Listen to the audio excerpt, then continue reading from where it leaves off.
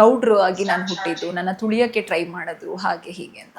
But ನಾನು ಕೇಳೋದು, ನೀವು ಗೌಡ್ರಾಗಿ ಹುಟ್ಟಿ ಒಂದಿಷ್ಟು ಬೇರೆ ಬೇರೆ ಕೆಲಸದಲ್ಲಿ ಸ್ಟಾರ್ಟಿಂಗ್ ತೊಡಕೊಂಡು ಆಮೇಲೆ ಜ್ಯೋತಿಷ್ಯಕ್ಕೆ ಯಾಕೆ ಬರಬೇಕು ಅಂತ ಅನ್ನಿಸ್ತು? ಜ್ಯೋತಿಷ ನಂಗೆ ಚಿಕ್ಕದಿಂದಲೇ ಬರೋದು. ನಂಗೆ ಸಣ್ಣ ಹುಡುಗದಿಂದಲೇ ಏನಾರು ಹೇಳುವೆ ನಾನು, ಅದೊಂದು ಕ್ರೇಜ್ ನನಗೆ. ಜ್ಯೋತಿಷ ನನಗೆ ಯೋಗ ಬರೋಕ್ಕೆ ಟೈಮ್ ಆಯ್ತು. ಜ್ಯೋತಿಷ ಚಿಕ್ಕದಿಂದ ಗೊತ್ತಿತ್ತು, ಬಹಳ ದೊಡ್ಡ. ನಾನು ಹೆಂಡ್ತಿದ್ದು ಒಂದೇ ಅಲ್ಲ, ನಾನು ಬಿಗ್ ಬಾಸ್ಗೆ ಹೋದಾಗ ನನಗೆ ಬಿಗ್ ಬಾಸ್ ನಾನು ಗೆಲ್ಲಬೇಕು ಅಂತ ಆಸೆ. ಅಂದರೆ ಆಸೆ ಅನ್ನೋದಲ್ಲ, ನಾನು ಅಲ್ಲಿ ಚೆನ್ನಾಗಿ ಆಡಿದೆ ಅಂತ ಆಚೆ ಬಂದಾಗ ಡಿಸ್ಟರ್ಬ್ ಆದೆ, ಸುಮ್ಮನೆ ಏನೇನೋ ಮಾತಾಡಿದೆ. ಹಾಗಾಗಿ ಅವಾಗಲೂ ನಾನು ಅಡ್ಜಸ್ಟ್ ಮಾಡ್ಕೊಂಡ್ರು. ನನ್ನ ತುಂಬ 5 ತಿಂಗಳು ಒಳಗಡೆ ಬಂದು ಆಚೆ ಬಂದಾಗ ಅದು ಹೊರಗಡೆಗೆ ಅಡ್ಜಸ್ಟ್ ಆಗೋಲ್ಲ. ನಮ್ಮದೇ ಬೇರೆಯವರು. ಇವಾಗ ಯಾರೇ ಒಬ್ಬ ಬಿಗ್ ಬಾಸ್ಗೆ ಹೋದಾಗಲೇ ಅವರೊಬ್ಬರೇ ಇರ್ತಾರೆ, ಇಲ್ಲ ಅವ್ರ ಅಕ್ಕ ತಂಗಿ ಇರ್ತಾರೆ. ನಮ್ದು ಹಂಗಲ್ಲ, ಒಂದು ಆಫೀಸ್ ಇರುತ್ತೆ, ಡ್ರೈವರ್ ಇರ್ತಾರೆ, ಸ್ಟಾಫ್, ಅವ್ರಿಗೆಲ್ಲ ಸಂಬಳ ನಾನೇ ಕೊಟ್ಟು ಒಳಗಡೆ ಹೋಗ್ಬೇಕು.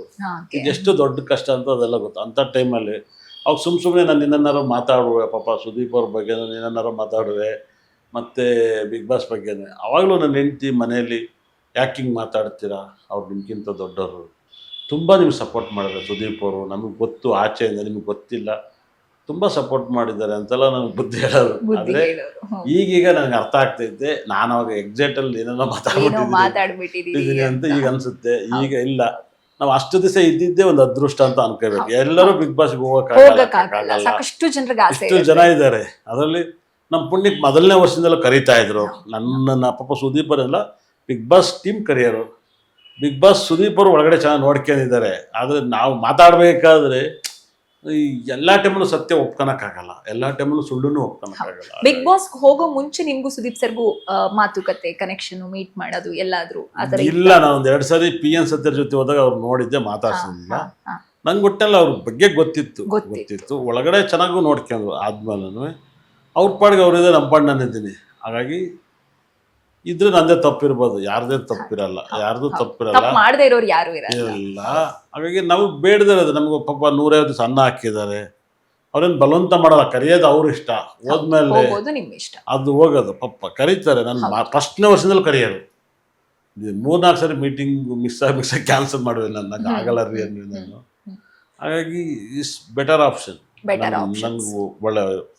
ನನಗೆ ಈಗೀಗ ಗೊತ್ತಾಗ್ತೈತೆ ಬಿಗ್ ಬಾಸ್ನ ಅಷ್ಟು ಜನ ಯಾಕೆ ಇಷ್ಟಪಡ್ತಾರೆ, ಸುದೀಪ್ ಅವ್ರನ್ನ ಯಾಕೆ ಇಷ್ಟಪಡ್ತಾರೆ. ಆಚೆ ಹೋದಾಗಲೂ ನೀವು ಬಿಗ್ ಬಾಸ್ ಅಲ್ಲಿ ಬಂದಿದ್ರಲ್ವಾ ಅಂತಾರೆ.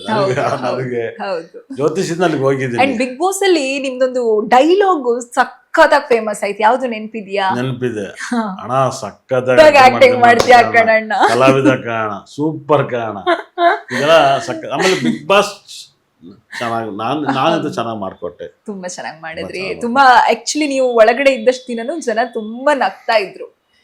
ನಿಮ್ಮ ಒಂದೊಂದಿಷ್ಟು ಡೈಲಾಗ್ ಹೊಡೆಯುವಂಥದ್ದು ನೋಡಿ. ಸುಮ್ಮನೆ ಒಂದು ಗಾಸಿಪ್ ವಿಷಯ ಮಾತಾಡಿ ಬಿಗ್ ಬಾಸ್ ಅಲ್ಲಿ ನಾನು ಮಾಡ್ದೋನಲ್ಲ. ಆಮೇಲೆ ಬಿಗ್ ಬಾಸ್ ಅಲ್ಲಿ ನಮ್ಗೆ ಇವಾಗಿರೋ ನಾಲೆಡ್ಜ್ ಅಲ್ಲಿ ಇಂತಿಂತ ಮತ್ತೆ ಅಪ್ಪಾಗುತ್ತೆ ಅಂತ ಗೊತ್ತು ಅಂತ ಮಾತಾಡ್ದೋನಲ್ಲ. ಒಳಗಡೆ ಹೆಂಗಿದ್ದಂಗೆನೆ. ಇವಾಗ ಹೆಂಗೆ ತೆಂಡೂಲ್ಕರ್ ಕ್ರಿಕೆಟ್ ನೋಡ್ತಾ ಇದ್ದಾಗ ಔಟರೇ ಬ್ಯಾಟ್ ಆಫ್, TV ಆಫ್ ಮಾಡೋರು, ಹಂಗೆ ಆರ್ಯವರ್ಧನ್ ಬಿಗ್ ಬಾಸ್ ಇಂದ ಆಚೆ ಬಂದು ಎಷ್ಟೋ ಜನ TV ಆಫ್ ಮಾಡಿದೆ ಅಂತ ಹೇಳಿ ಹೇಳಿದ್ದಾರೆ. ಅಂದ್ರೆ ಅಷ್ಟು ಆರ್ಯವರ್ಧನ್ ಈಗಲೇ ಸರ್ ಬಂದಾದ್ಮೇಲೆ ನೀವೇ ಯಾವಾಗಲೂ ಹೇಳ್ದಂಗಿತ್ತು ನನಗೆ. ನೀವು ಬಂದ್ಮೇಲೆ ನಾನು ನೋಡ್ಲಿಲ್ಲ ಅಂದ್ರೆ ತುಂಬಾ ಕಾಮಿಡಿಯಾಗಿ ನೀವು ಇರ್ತಾ ಇದ್ರಿ. ತುಂಬಾ ಜನ ನಗ್ತಾ ಇದ್ರು ನೀವು ಇದ್ದಷ್ಟು ದಿನಾನು ಕೂಡ. ಯಾಕಂದ್ರೆ ಆ ಮೂಮೆಂಟ್ಗಳು. ಅಂಡ್ ಸುದೀಪ್ ಸರ್ ನಿಮ್ಮನೆ ಜಾಸ್ತಿ ರೇಗ್ಸೋರು. ನನಗೆ ಈಗ ಗೊತ್ತಿಲ್ಲ, ಈಗ ಹೋಗಿದ್ರೆ ನಾನು ಸುದೀಪ್ ಸರ್ ಸಕ್ಕತ್ತಾಗಿರ್ಬೋದಾಗಿತ್ತು. ಅವಾಗ ನನ್ ಏಕ್ತುಮ್ ಜ್ಯೋತಿಷ, ನಂದೇ ಒಂದು ಪ್ರಪಂಚ, ನಂದೇ ಒಂದು ಲೋಕ, ನಾನೇ ಒಂದು ಸ್ಟ್ಯಾಂಡರ್ಡ್ ಎಲ್ಲ.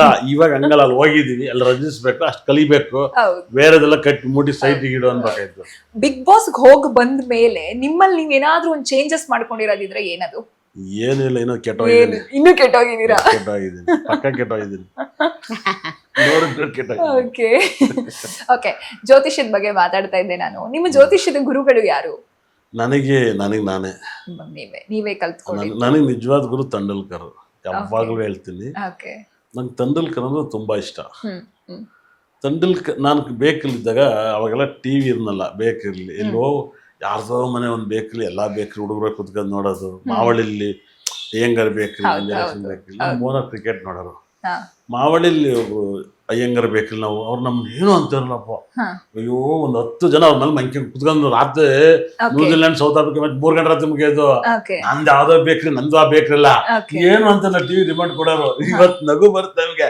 ನಮ್ಮ ಮನೆ ಒಬ್ರು ಬರೋಕೆ ಯಾರನ್ನೇನು ಅಂತೀವಿ ನಾವು. ಹೌದು ಆವತ್ತಿನ ಕಾಲ ಆ ನಂಬಿಕೆ.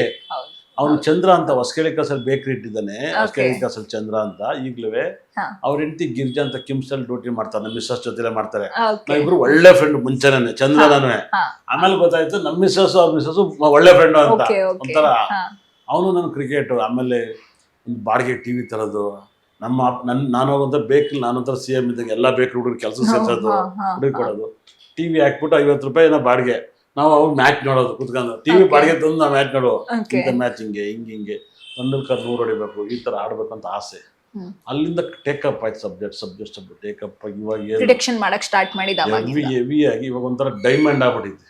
ಹೇಳಿ ನನಗೆಲ್ಲ 1 ನಿಮಿಷ ಸಾಕು ಒಂದು ಜಾತಕ ಹೇಳಕ್ಕೆ. ತುಂಬಾ ಟೈಮ್ ಬೇಕಾಗಿಲ್ಲ ನನಗೆ. ಸುಮ್ಮನೆ ನೋಡಿದ ತಕ್ಷಣ ಹೇಳ್ಬಿಡ್ತೀನಿ. ಇತ್ತೀಚೆಗೆ ಅಂತೂ ಮಕ್ಳು ಅವ್ರಿಗೆ ಹುಟ್ಟಿದ್ದ ಇಲ್ವ ಅಂತ ಹೇಳ್ಬಿಡ್ತೀನಿ. ನಂಗೆ ಬೇಜಾರಾಯ್ತಾರ ಗೊತ್ತಿಲ್ಲ. ಕೂತಿದ್ಯಾ ಹೇಳಕ್ಕೆ ಕೇಳು ಅಂತೀನಿ. ಹೇಳಿ ಅದರಿಂದ ಸಂಸಾರ ಒಡೆದೋಗುತ್ತಲ್ಲ ಗುರುಜಿ ಅದನ್ನೆಲ್ಲ ಹೇಳ್ಬಿಟ್ರೆ. ನಮ್ಗೆ ಗೊತ್ತಿಲ್ಲ. ನೀನ್ ಕೇಳ ಸತ್ಯ ಹೇಳ್ಬಿಡ್ತೀರಾ ಅಂದ್ರೆ ಒಬ್ಬೊಬ್ಬನಿದ್ದಾಗ ಹೇಳ್ತೀನಿ ಜನರಲ್ ಆಗಿದ್ದಾಗ. ಆತರ ಇವಾಗ್ಲೂ ಒಬ್ರಿಗೆ ಅಷ್ಟೇ ಮೊಬೈಲ್ ನಂಬರ್ಸ್ ಅಲ್ಲಿ 8 ಪಕ್ಕ 4 ಪಕ್ಕ 8 ಹಿಂಗೆಲ್ಲ ಇದ್ರೆ ಕಾಯಿಲೆ ಬಿದ್ದು ಸತ್ತೋಯ್ತಾರೆ. ನಿಮ್ಮಲ್ಲಿ ಯಾರಿಗೆ ಸತ್ತೋಯ್ತಾರೆ ನಿಮ್ಮ ಅಪ್ಪ ಅಮ್ಮ ಅಂದೆ. ಇವಾಗ ನಿಮ್ಗೆ ಹೇಳ್ತೀನಿ ಅವರಪ್ಪ ತುಂಬಾ ದೊಡ್ಡ ಆಪರೇಷನ್ ಡೆತ್ ಆಗಿದ್ದಾರೆ. ಇದನ್ನೇ ಯೂಸ್ ಮಾಡಿದ್ರೆ ಇನ್ನೊಂದು ಕಳ್ಸಿಕೊಡ್ಬೇಕಾಗತ್ತೆ ಅಂತ ಹೇಳಿದೆ ನಾನು.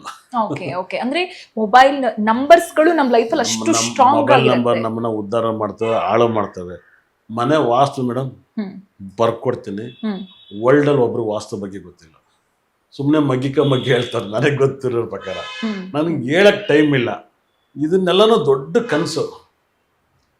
ಒಂದು ದೊಡ್ಡ ಕಂಪ್ನಿ ಮಾಡ್ಬೇಕು ಅಂತ ಆಸೆ ಇತ್ತು ನನಗೆ. ಅಸ್ಟ್ರಾಲಜಿ ಕಂಪ್ನಿ ಒಂದು ದೊಡ್ಡ ಇಂಡಿಯಾ ಅಂದ್ರೆ ದುಡ್ಡಿನ ಕಂಪ್ನಿ ಅಲ್ಲ, ತಿಳುವಳಿಕೆ ಕಂಪ್ನಿ ಮಾಡಬೇಕು, ದುಡ್ಡನ್ನ ಮಾಡಬೇಕು ಅಂತ. ಇದ್ರಲ್ಲಿ ಅದಕ್ಕೆ ನನ್ನ ಮಗಳು ಬೇಗ ಬಂದ್ರೆ ನನ್ನ ಹೆಂಡತಿ ಜ್ಯೋತಿಷ್ಯ ಗೊತ್ತು, ನ್ಯೂಮರಾಲಜಿ ಗೊತ್ತು, ಕ್ರಿಸ್ಟಲ್ ಎಲ್ಲ ಗೊತ್ತು. ಅವಳು ಎಷ್ಟು ಬೇಕಷ್ಟು ಗೊತ್ತಿರೋರ್ಗೆ ಹೇಳ್ತಾಳೆ.